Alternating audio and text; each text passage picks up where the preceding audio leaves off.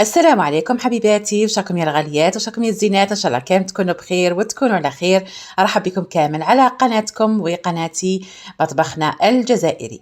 ان شاء الله يعجبكم هذه الوصفات التقليديه اللي نجيب لكم فيهم، والسهله والسريعه واللي في متناول الجميع. ان شاء الله كامل تجربوهم وتستمتعوا بهم. ونرحب ثاني يدخلوا القناه كامل، نقول لهم الف مرحبا بكم، نورتوني يا اغلى ناس. شوفوا يا الزينات، هنا وجدت هنا درت كاس تاع حليب دافي، يعني كانت بقات لي غير هذيك قيس مغرف ولا زوج، زدتها نورمال. درت قيس كما قلت لكم كاس دافي تاع حليب، درت معاهم 3 ملاعق تاع السكر العادي، درت معاهم مغرف كبيره تاع خميره الخبز كما راكم تشوفوا، بيضه، ديروا البيضه تاعكم كامله كما راكم تشوفوا. يعني وصفات سهله لقهوه العشيه لوليداتكم بما انه الدخول مدرسي على الابواب.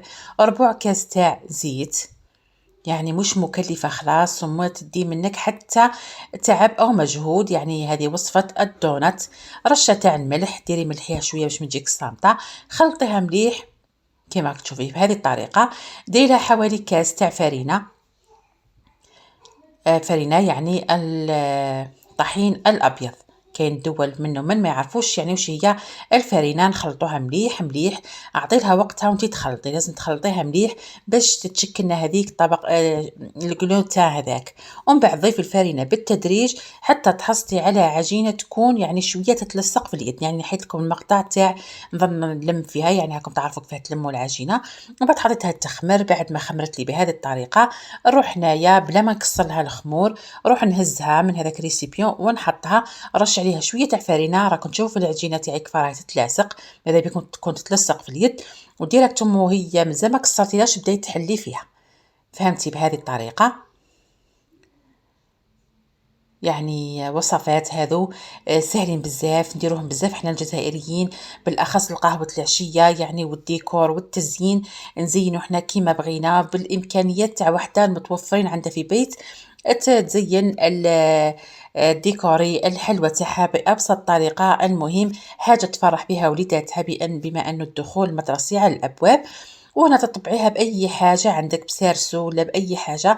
أنا اخترت هذا الغطاء تاع البلاستيك، وهذا المقفى ثاني تاع ثاني عادي تاع بلاستيك. ديري هكا دوائر يكون السمك تاعهم يعني نص سنتيم هكذاك، وديريهم كيما هكذا وتحطيهم في سنيوه، ترشي عليها شويه تاع فرينه وتخليهم يزيدوا يخمروا شويه. لازم تخليهم يزيدوا يخمروا شويه باش ينجحوا لك. ومن بعد بهذه الطريقه تروحي تجيبي هنا الزيت وتبداي تحطي كل وحده تهزيها كيما راهي وتحطيها بلا ما تقلبيها، يعني تحطيها كيما راهي وتبداي تحطيها على الزيت. وماذا بيك هنا تخلي الزيت يسخن ومن بعد تنقصيلو وتحطيهم يطيبوا لك بهذه الطريقه، وتنقصي النار باش ما يجيوكش لداخل معجنين.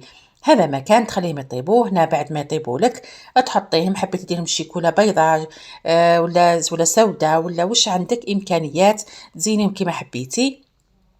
انا هنا درتهم في الشكل العادي البسيط، يعني بالشكل اليومي، يعني اللي يحبوا يشربوا قهوه حليب وما يحبوش هذاك الشيكولا وهذاك الكلاصاج الواعر وكل شيء. هنا درت لكم رشه تاع السكر الناعم فقط، وجاو ما شاء الله جاو هايلين في متناول الجميع. نوضوا هيا، نوض اختي العزيزه، درك روحي جربيهم لعائلتك ووليداتك، وعلى بالي راح تعجبهم كامل كامل، وديروها وتفرحي عائلتك بهم. وبما ان الدخول مدرسة على الابواب، هذه مناسبه جدا للاطفال يتقهووا بها. واش نقولك في الاخير، ما تنسايش لايك للفيديو، بارطاجي القناه باش تكبر بيكم وليكم ان شاء الله. والى اللقاء في فيديو قادم ان شاء الله. مع السلامه.